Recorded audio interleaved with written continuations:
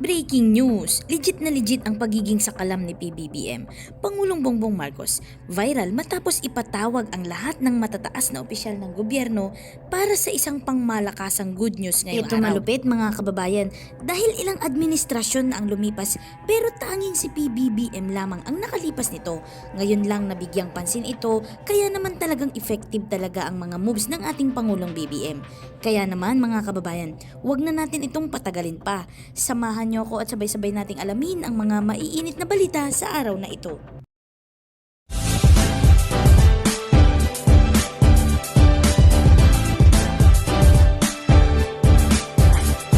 Good news! Confirm, legit at push na talaga dahil nilagdaan ni Pangulong Ferdinand R. Marcos Jr. bilang batas ang kabalikat sa pagtuturoak sa isang seremonya sa Ceremonial Hall sa Palacio ng Malacanang ngayong araw, June 3, 2024. Kilala bilang Senate Bill No. 1964, pinarangalan ang inisyatiba ang dedikasyon ng mga guro sa pampublikong paaralan sa pamamagitan ng pagdodoble ng kanilang taunang allowance sa pagtuturo mula 5,000 pesos at ngayon ay naging 10,000 pesos na. Yes, you heard it right mga kababayan, as in 10,000 piso na. Ayon sa kasaysayan, ang mga allowance ng mga guro sa pampublikong paaralan ay tumaas mula sa 100 pesos noong 1988 hanggang 5,000 pesos noong 2021. Ngunit ang kabalikat sa pagtuturoak ay nagmamarka sa pinakamaraming pagtaas pa na nagbibigay ng karagdagang pondo upang tulungan ang mga guro sa mga gastos na may kaugnayan sa pinaghalo na pag-aral. Kabilang dito ang internet, kuryente at iba pang mahalagang kagamitan tulad ng mga laptop.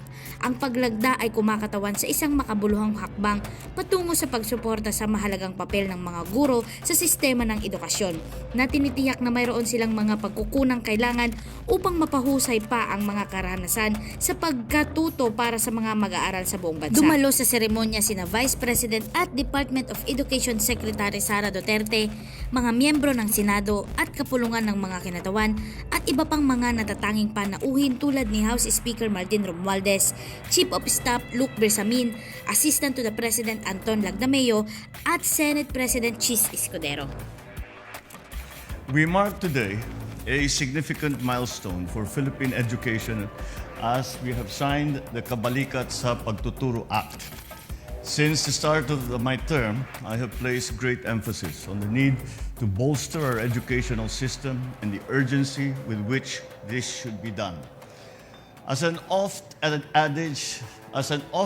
adage of our elders, to which as a father I too also subscribe, education is the only inheritance that we can leave our children that can never be taken away from them. Our Vice President and Secretary of Education and the women and men of the Department of Education have laid down the building blocks of a modern and responsive educational system. Through the Matatag agenda, we are addressing the challenges to basic education. We are decongesting the basic education curriculum with a focus on foundational skills such as numeracy and literacy. We are building more classrooms and providing learning materials and internet connections, especially in geographically isolated and disadvantaged areas. We pursue the school-based feeding program, fostering safe spaces for learning, and implementing other programs aimed at supporting learners' welfare. Today, thanks to the hard work of our legislators, we get to receive the much-needed assistance for the Matatag agenda and the fourth component of that. That is to give support to teachers so they can concentrate on teaching. I think we are all familiar with the situation where when a teacher finds themselves in financial straits, then sometimes they are distracted and spend their time trying to increase the support that they can provide their families, and to the detriment of the actual teaching. But teachers teach because it is a vocation. It is not a job. It is a vocation. Teachers teach because they feel they have to teach and they want to teach. And that's why we must give them the support so that they are allowed to do precisely that. The Kabalikat sa Pagtuturo Act comes as a welcome support to the advancement of the Matatag agenda. Teachers are the unsung heroes of our society, of any society for that matter. They toil and burn the midnight oil. They teach our children not for money nor for prestige. They serve our country each day by teaching our children the basic foundations to make them responsible and productive citizens. It is our responsibility as a government and as a society to take care of them. Indeed, this new law institutionalizes the provision of an annual teaching allowance and gradually increases it from the current 5,000 pesos to 10,000 pesos, which will not be subjected to income tax. And while it might seem inconsequential to those who are already used to having a steady supply of basic materials for work, this amount makes an enormous difference for our beloved teachers and for the students. For decades, they have willingly taken on the burden of having to spend their own money on classroom supplies to aid them in teaching. They embrace this wholeheartedly as their responsibility, as part of their duty as teachers, as part of their vocation.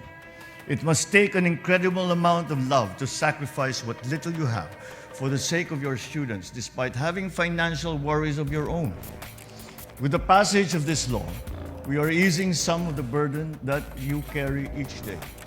So at this point, I'd like to convey my gratitude to our colleagues in the House of Representatives and of the Senate for pursuing this long overdue increase.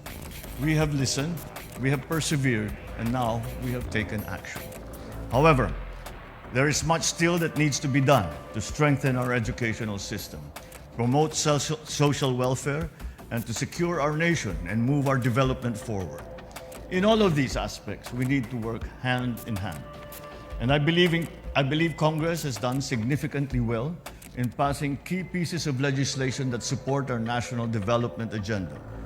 I am happy to report that we launched the Sukat ng Kalikasan or SNK framework and toolkit of the DNR last May 22 during the International Day for Biological Diversity.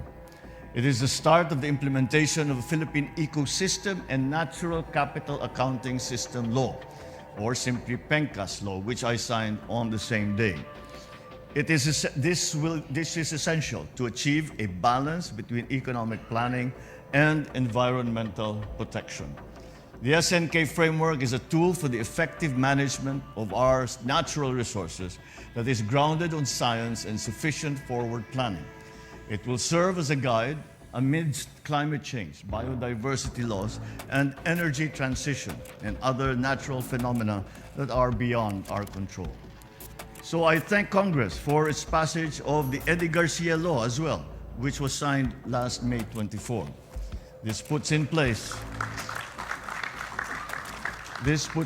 measures to protect workers of the movie and television industry, an industry that employs hundreds of thousands of people and generates billions of income annually.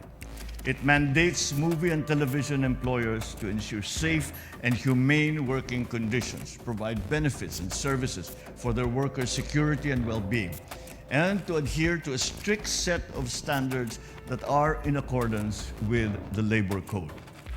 So with these, I implore our fellow workers in both houses of Congress. Let's continue working together to make a difference in our people's lives.